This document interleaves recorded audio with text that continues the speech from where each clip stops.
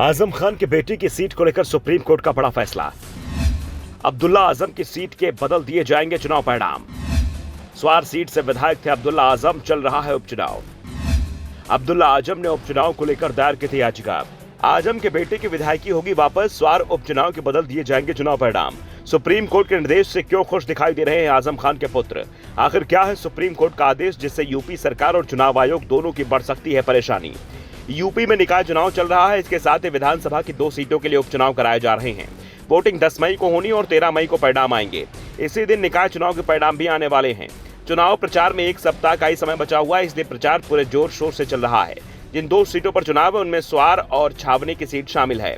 स्वार में आजम खान के बेटे अब्दुल्ला आजम विधायक थे, लेकिन कोर्ट ने उन्हें एक मामले में 2 साल की सजा सुना दी, जिसके चलते अब्दुल्ला की विधानसभा सदस्यता चली गई।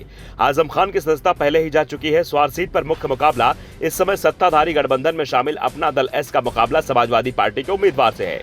मुकाबला बेहद कांटे का माना जा रहा है। इस बीच स्वार सीट पर चुनाव पर रोक लगाने की मांग को लेकर पूर्व विधायक अब्दुल्ला आजम ने सुप्रीम कोर्ट में याचिका भी दायर कर दी। अब्दुल्ला आजम का दावा था कि उनकी सजा के ऐलान के बाद जल्दबाजी में चुनाव का ऐलान किया गया है। अब्दुल्ला ने बताया कि 2 साल की सजा के चलते उनकी विधानसभा सदस्यता चली गई और उन्होंने निचली कोर्ट के फैसले को चुनौती भी दी है, लेकिन आयोग जल्दबाजी में चुनाव कराने की कोशिश कर रहा है। जबकि ऐसे 2 साल की सजा मिलने पर कांग्रेस नेता राहुल गांधी की लोकसभा सदस्यता चली गई थी, लेकिन चुनाव आयोग वायनाड लोकसभा चुनाव को लेकर इंतजार कर रहा है और तर्क दे रहा है कि चुनाव कराने के लिए उसके पास में 6 महीने का समय है। सुप्रीम कोर्ट में अब्दुल्ला आजम की याचिका पर सुनवाई के बाद जस्टिस अजय रस्तोगी और जस्टिस बेला एम त्रिवेदी की डबल बेंच ने यूपी सरकार को एक नोटिस जारी किया है। लेकिन अब्दुल्ला के आयोग घोषित होने के बाद खाली हुई स्वार विधानसभा की सीट पर आगामी 10 मई को होने वाले उपचुनाव पर रोक नहीं लगाई है, लेकिन स्पष्ट किया कि उपचुनाव का रिजल्ट हमारे अंतिम आदेश पर निर्भर करेगा।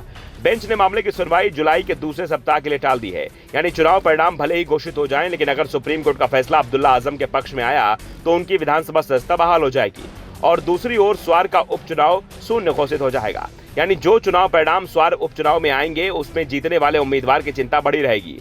कोर्ट ने कहा कि प्रतिवाद दाखिल होने दीजिए, 10 मई को होने वाले उपचुनाव को इस विशेष अनुमति याचिका के रिजल्ट के अधीन रहने दीजिए। सुनवाई के दौरान बेंच ने यूपी सरकार की ओर से पेश अतिरिक्त सॉलिसिटर जनरल के.एम. नटराज से पूछा, क्या हम दोषी और सजा पाए व्यक्ति की नैतिकता का परीक्षण कर सकते हैं?